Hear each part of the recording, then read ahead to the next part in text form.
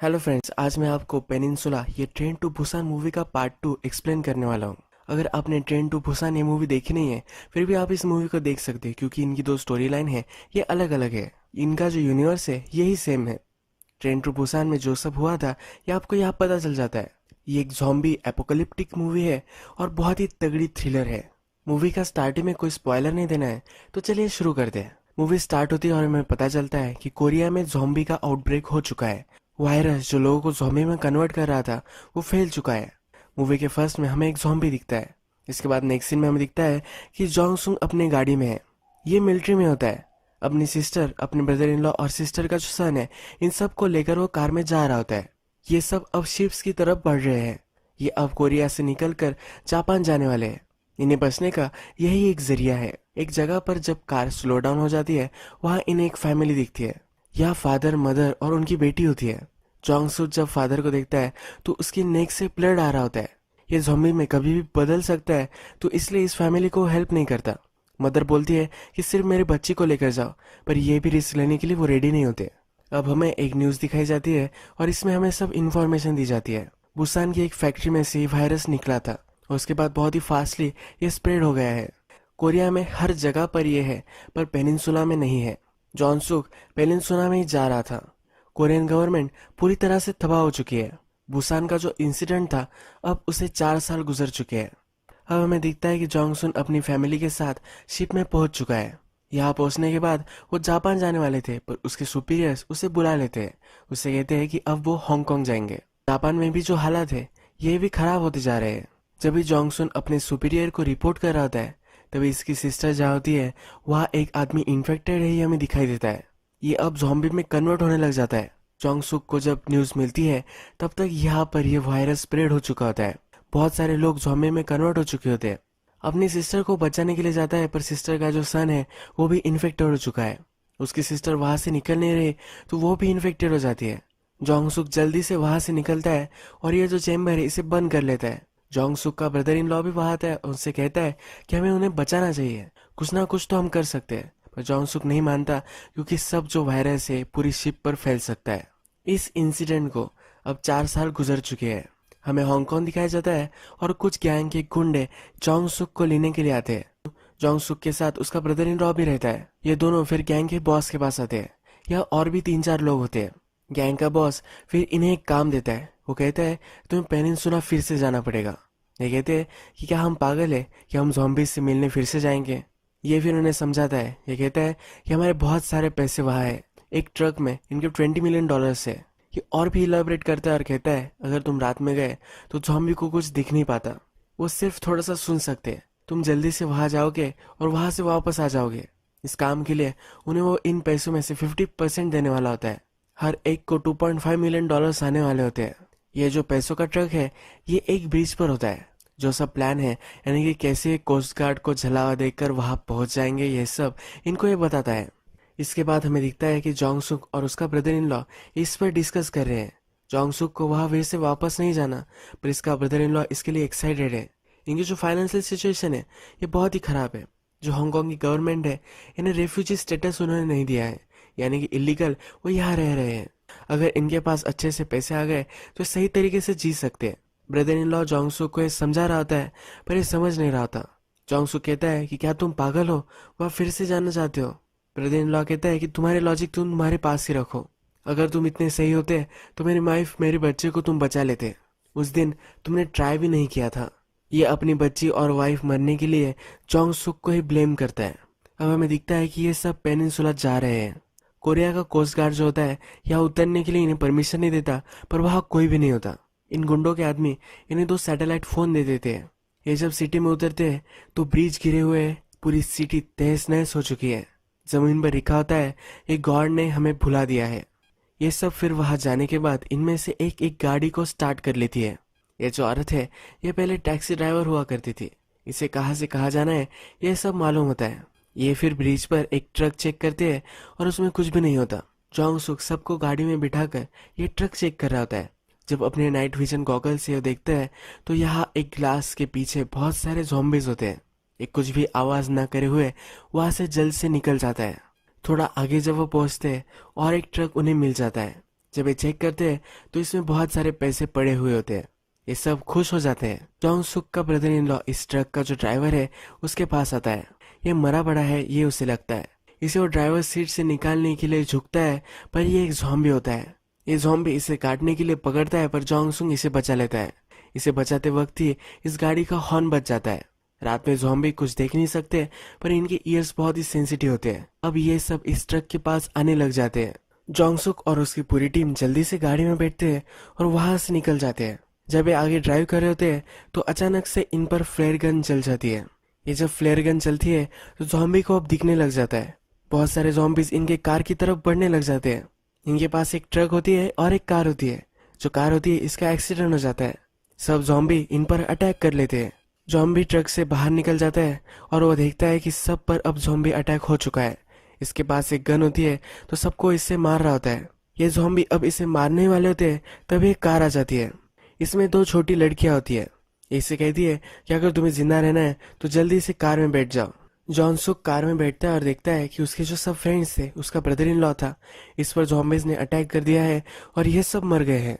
अब कार में ये जो दो लड़कियां हैं ये दोनों सिस्टर्स है।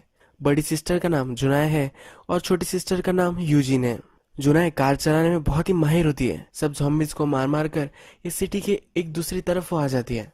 ज़ॉम्बीज से वो पीछा छुड़वाती है, पर जहाँ उन्हें जाना होता है यहाँ अब बहुत सारे ज़ॉम्बीज होते हैं। जो छोटी सिस्टर है इसके पास एक रिमोट कंट्रोल कार होती है जिस पर साउंड भी लगाया हुआ होता है। ये फिर अपनी रिमोट कंट्रोल कार निकालती है और ज़ॉम्बीज की तरफ भेजती है। इस कार का पीछे सब ज़ॉम्बीज करने लग जाते हैं और इन्हें अब सेफ पैसेज मिल जाता है। इसके बाद हमें दिखता है कि पैसों की जो ट्रक थी उसके पास कुछ मिलिट्री के लोग आ चुके हैं। ये जो लोग हैं ये कोरियन मिलिट्री के लोग हैं। अब जो कोरिया की गवर्नमेंट ही नहीं रही तो यही ये सब लोग रह रहे हैं। जो फ्लेयर गन जॉन्ग सुक की गाड़ी पर चलाई थी ये इन्हीं लोगों ने चलाई थी। ये यही पेनिनसुला में रहते हैं और सब जगह जाकर वहां से सप्लाईज लेकर आते हैं। इस ट्रक में भी सप्लाईज के लिए वो वहां आते हैं। जिस तरह से यूजिन ने सब ज़ॉम्बीज को डिस्ट्रैक्ट किया था उसकी गाड़ी से, उसी तरह से ये भी एक गाड़ी से इन सब को डिस्ट्रैक्ट करते हैं और अब इस ट्रक के पास आ जाते हैं। यहाँ इनका बॉस एक सार्जेंट होता है। जॉन्ग सुक की टीम में का एक आदमी ज़ॉम्बी बन चुका है और इनसे हेल्प मांगता है। सार्जेंट इसको मार देता है। अब जो ट्रक है इसको लेकर सार्जेंट जहाँ वो रहते हैं यहाँ वो आ जाता है। नेक्स्ट सीन में हमें दिखता है कि जॉन्ग सुक इन दोनों लड़कियों के साथ वो जहाँ रहती है यहाँ आ चुका है। ये दोनों लड़कियां इनके ग्रैंडफादर और इनकी मदर इनके साथ रहती है। ये जो ग्रैंडफादर थे इन्होंने इन लड़कियों की सिटी में जाकर एक बैटरीज लाने के लिए बोला था। इनका जो रेडियो है ये फिर से वो चलाना चाहते हैं। अगर रेडियो फिर से स्टार्ट हो गया तो उन्हें यहाँ से बचाने के लिए वो हेल्प मंगवा सकते हैं। जब मदर यहाँ आती है तो जॉन्ग सुक से वो पूछती है कि तुम कौन हो। ये सब कुछ उन्हें बता देता है। मदर भी बाहर गई थी और उसने उनके रेडियो के लिए बैटरी लाई है। ग्रैंडपा का रेडियो स्टार्ट हो जाता है और उसके जो सुपीरियर होते हैं इनसे वो कांटेक्ट कर लेते हैं। इनके लिए हेल्प अब आने वाली है, इन्हें यहाँ से बचाया जाएगा। अब नेक्स्ट सीन में हमें दिखता है कि सार्जेंट उसका जो कैंप होता है वहां पर वो ट्रक लेकर आता है। ये जो ट्रक है खाने की सप्लाई से भी भरा हुआ होता है। अब इन्हें एक मंथ के लिए खाने की कोई भी चिंता नहीं होगी। यहाँ पर खाना डिस्ट्रीब्यूट करने के लिए जो इंचार्ज होता है ये वो देखता है और खुश हो जाता है। सार्जेंट कहता है कि अब मैंने इतना बड़ा ट्रक लाया है, मुझे टूना खाना है। ये खाने का इंचार्ज उसे मना कर देता है। ये कहता है कि कैप्टन की परमिशन के बिना मैं कुछ भी तुम्हें नहीं दे सकता। इनका जो बॉस होता है इसका नाम कैप्टन सा होता है। सार्जेंट फिर इस पर चिढ़ जाता है और उसे डराता धमकाता है। जब ये ट्रक ओपन करते हैं तब इन्हें जॉन्ग सुक का ब्रदर इन लॉ मिल जाता है। ये एक्चुअल में इस ट्रक में छुप गया था। ये इसे कैदी बना लेते हैं और अखाड़े में इसे भेजने वाले होते हैं। ये जो सब लोग हैं ये लोगों को कैदी बनाकर इन्हें अखाड़े में भेजते हैं और वहाँ ज़ॉम्बी इनके पीछे लगा देते हैं। इनके लिए एक इंटरटेनमेंट नहीं होता है। यहाँ पर जॉन्ग सुक के ब्रदर इन लॉ को वो उस पर नंबर वगैरह पेंट कर कर वो उस अखाड़े में भेजने वाले होते हैं। जॉन्ग सुक जब मदर को सब कुछ समझाता है कि क्यों वो इस काम के लिए आया हुआ है तो मदर कहती है कि हमें बचाने के लिए कोई नहीं आया, पर पैसों का सवाल आ गया तो सब कुछ लोग यहाँ आ गए। वो उसे यहाँ मिलिट्री के जो लोग हैं इनके बारे में भी इंफॉर्मेशन देती है। यानी कि मिलिट्री के लोग, सार्जेंट, कैप्टन साहब, ये सब आउट ऑफ कंट्रोल हो चुके हैं। इन्हें जो भी लगता है ये वो करते हैं। नेक्स्ट सीन में हमें दिखता है खाने का जो इंचार्ज था वो कैप्टन साहब के पास आ जाता है। कैप्टन साहब जीना नहीं चाहता, उसके हालात उसे बुरे लगते हैं तो सुसाइड करने वाला होता है। तभी फूड का इंचार्ज उसे रोक लेता है। ये उसे कहता है कि हमें एक ट्रक मिली है। ये जो इंचार्ज था इसने ट्रक में बहुत सारे पैसे देख लिए हैं। ये एक बैग साव को दिखाने के लिए लेकर आता है। साव जब इसे देखता है तो उसमें एक सैटेलाइट फोन भी उसे मिलता है। अब साव इसमें इंटरेस्टेड हो जाता है। इसके पास अगर सैटेलाइट फ़ोन है तो वो दूसरे लोगों से कांटेक्ट कर सकता है, हेल्प बुलवा सकता है। जो इस फ़ोन से कॉल करता है तो वहाँ से गुंडे के जो लोग होते हैं ये बात करने लग जाते हैं। ये उनसे कहता है कि मेरे पास सब पैसे है। जो डील जोंग सुक को उन्होंने दी थी, यानी कि अगर वो पैसे लेकर आए तो हाफ उन्हें वो दे देगा, यही डील वो कैप्टन साव को भी देते हैं। कैप्टन साव ने अगर वो पैसे उन्हें लौटा दिए तो उसे 50% मिलने वाले हैं, पर कैप्टन साव को वहां से निकल सकता है, यही बड़ी बात होती है। इसके बाद हमें दिखता है कि अखाड़े में जोंग सुक के ब्रदर इन लॉ को भेज दिया जाता है। यहाँ जॉम्बीज के पीछे पड़ते हैं, इनसे वो लड़ता है और इसके बाद वो फिर से अंदर आ जाता है। ये अपनी जान बचाकर अब बच चुका होता है। इसके साथ जो भी सब लोग थे इनमें से बहुत ही कम अब बचे हुए हैं। जोंगसुक ने अब इन सब लोगों को बताया हुआ होता है कि उन्हें लेने के लिए शिप आने वाली है। ये सब डिसाइड करते हैं कि उस शिप के पास ही अब जाएंगे। इनका प्लान होता है कि अब वे फिर से हांगकांग जाने वाले हैं। अब जो सुबह हो चुकी है तो दिन ये ट्रैवल नहीं कर सकते, ये रात में जाने वाले होते हैं। जॉनसुक जुनाई को थैंक यू कह रहा होता है तो वो कहती है कि यूजिन ने तुम्हें बचाने के लिए मुझे कहा था, अगर मैं नहीं करती तो वो रोने लग जाती। यूजिन बहुत ही स्वीट लड़की होती है। ये सब अब अपना सामान पैक कर रहे होते हैं। जॉनसुक फिर मदर के पास जाता है। वो कहता है कि मैंने तुम्हें पहले देखा था, तुम रास्ते पर हेल्प मांग रही थी। मदर कहती है कि तुम गिल्टी महसूस मत करो, वहां से 51 कार्स गई थी, वहां में से उसमें से कोई भी नहीं रुका था। अगर तुम्हें गिल्टी महसूस हो ही रहा होगा तो मेरी डॉटर्स को तुम हेल्प करना। ये सब लोग फिर रात में निकलते हैं। एक जगह पर आने के बाद मदर अपनी डॉटर से कहती है कि तुम अब यही रुकना, मैं थोड़ी देर बाद वापस आ जाऊंगी और सब लोग शिप में चले जाएंगे। अब इनका प्लान होता है कि जोंगसुक और मदर ये दोनों मिलिट्री के कैंप पर जाएंगे। जो सैटेलाइट फोन था ये ट्रक में था। इस ट्रक को ढूंढकर वो सैटेलाइट फोन और पैसे लेकर आएंगे, यानी को कांटेक्ट भी कर सके और पैसे देकर वहां से सही से रह भी सके। अब ये दोनों निकल पड़ते हैं। कैप्टन साव अब यहाँ से निकलने वाला है तो बहुत ही खुश है। सब लोगों के कहता है कि आज तुम्हारी आखिरी रात है, इस तरह से तुम आज रात को जियो। जब सार्जेंट ये देखता है तो सार्जेंट को पता चल जाता है कि यहाँ कुछ ना कुछ तो गड़बड़ है। कैप्टन साव के ऑफिस में चला जाता है। ये साव से पूछता है कि अचानक तुम इतने जेनरस कैसे हो गए। साव से समझाता है कि ऐसा कुछ भी नहीं है। वह फिर जो फूड का इंचार्ज होता है वो आ जाता है। सार्जेंट और भी इन पर अब प्रेशर बनाता है। इसे पता होता है कि यहाँ कुछ ना कुछ तो हो रहा है, पर वो अपना मूड चेंज कर लेता है। कैप्टन साहब उसे मारने वाला होता है, पर इसने अपना मूड चेंज कर लिया है तो ये वहां से चला जाता है। अब हमें दिखता है कि जॉनसुक और मदर ये दोनों कैंप में आ चुके हैं। जब ये ट्रक को ढूंढते हैं तो वहां उन्हें सैटेलाइट फोन नहीं मिलता, क्योंकि ये कैप्टन साहब के पास है। फूड का इंचार्ज फिर यहाँ जब आता है तो इस पर वो गन रखते हैं। इसे पूछते हैं कि वो फोन कहाँ है। ये इन्हें सब कुछ बता देता है। जोंगसुक को यहाँ पता चल जाता है कि उसका ब्रदर इन लॉ है, यह अभी भी जिंदा है। अब अपने ब्रदर इन लॉ को बचाने के लिए जोंगसुक वहां से चला जाता है। मदर ने फूड इंचार्ज वाले पर गन रखी है, पर वहां फिर कैप्टन साहब आता है। कैप्टन साहब से मदर उसकी गन नीचे रखने के लिए बोलती है, उसे वॉकी टॉकी मांगती है। ये जो कैप्टन होता है ये फोन उसे दे रहा है, सब प्रिटेंड करता है और गोली चला देता है।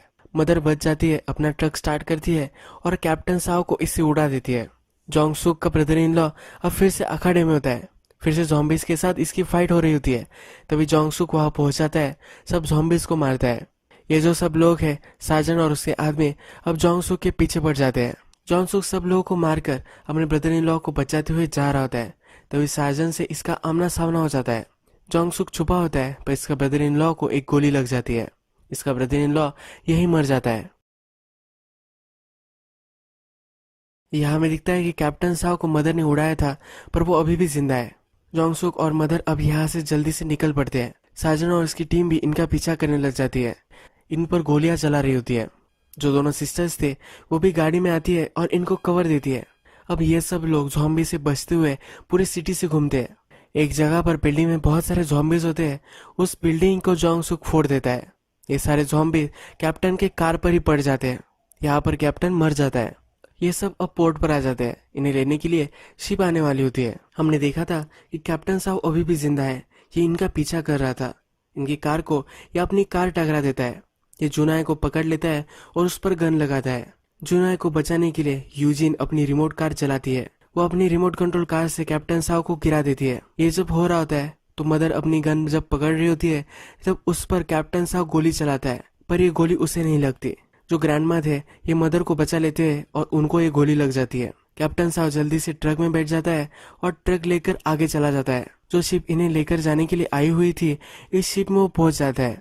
इसमें पहुंच जाने के बाद सब गुंडे लोग वहां होते हैं और इससे वो पैसे वगैरह सब कुछ ले लेते हैं। कैप्टन साहब बहुत ही खुश हो जाता है क्योंकि वो अब बच चुका है। यह अब हंसने लग जाता है। तभी गुंडों में से एक आदमी इस पर बहुत सारी गोलियां चलाता है और इसे मार देता है। कैप्टन साहब जब शिप पर पहुंच चुका था तो उसने बहुत सारा साउंड क्रिएट किया है। जो सब ज़ॉम्बीज इस एरिया में थे वह सब अब शिप में घुस जाते हैं। इन गुंडों को ये सब ज़ॉम्बी मार देते हैं। अपने ग्रैंडपा को मरता हुआ देखकर ये दोनों लड़कियां रोने लग जाती है। मदर को भी बहुत ही रोना आता है। अब हमें दिखता है कि ग्रैंडमा ने अपने सुपीरियर से कांटेक्ट किया था। इन्हें लेने के लिए एक स्पेशल हेलीकॉप्टर यहाँ आया हुआ है। ये सब लोग अब हेलीकॉप्टर तक नहीं पहुंच सकते क्योंकि बहुत सारे ज़ॉम्बीज यहाँ होते हैं।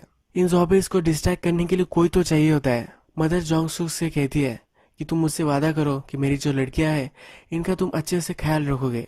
वो अब अपने आप को सैक्रिफाइस करने वाली होती है। मदर फिर सब ज़ॉम्बीज को मारने लग जाती है।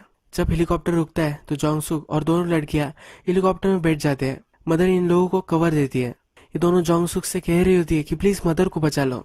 मदर एक कार में बैठ जाती है और अपने आप को मारने वाली होती है। जोंगसुक अपनी सिस्टर और उसके सन को बचा नहीं पाया था। उसका ब्रदर इन लॉ ने उसे कहा था कि तुमने ट्राई भी नहीं किया था। हमेशा से ये बात उसे खाती रहती है। उसे लगता है कि उसने जो किया था वो गलत किया था और अब मदर को बचाकर यह अपनी मिस्टेक को रिडीम कर सकता है। वो फिर हेलीकॉप्टर से बाहर निकलता है। बहुत सारी गोलियां ज़ॉम्बीज पर चलाता है। जब मदर ये साउंड सुनती है तो वो भी अब लड़ने लग जाती है। अपने आसपास जो सब ज़ॉम्बीज होते हैं इनको मारकर भागते भागते वो अब हेलीकॉप्टर में पहुंच जाते हैं। ये सब लोग बच चुके हैं। मदर अपनी बेटियों को हक कर लेती है और कहती कि सब ठीक है। इन्हें बचाने के लिए हेलीकॉप्टर में जो औरत आई हुई होती है वो कहती अब तुम सब लोग सेफ हो। अब वो जहाँ जाने वाले हैं यहाँ कोई भी वायरस वगैरह नहीं है। अब वो अच्छी तरीके से लाइफ जी पाएंगे। जोंगसुक ने भी पास में जो गलती की है उसने वो सुधार ली है। अब जो गलती करने वाला था उसने वो नहीं की है। वो आखिरी दम तक लड़ता रहा है। इस मूवी के फर्स्ट पार्ट का हैप्पी एंडिंग नहीं हुआ था। इसी तरह से इस मूवी का भी सैड एंडिंग होगा ऐसा हमें लगता है। पर इसके बाद एक हैप्पी एंडिंग मूवी हमें देकर जाती है। अगर आपको ये वीडियो अच्छा लगा होगा तो प्लीज़ इस वीडियो को लाइक कर दीजिएगा। मैं बहुत सारी मूवीज ऐसी लेकर आते रहता हूँ तो प्लीज़ इस चैनल को सब्सक्राइब कर दीजिए और बेल नोटिफिकेशन आइकन दबाना भी मत भूलिए। हम फिर से मिलेंगे एक नई मूवी के साथ। तब तक के लिए थैंक यू और आप अपने आप का ख्याल रखिए।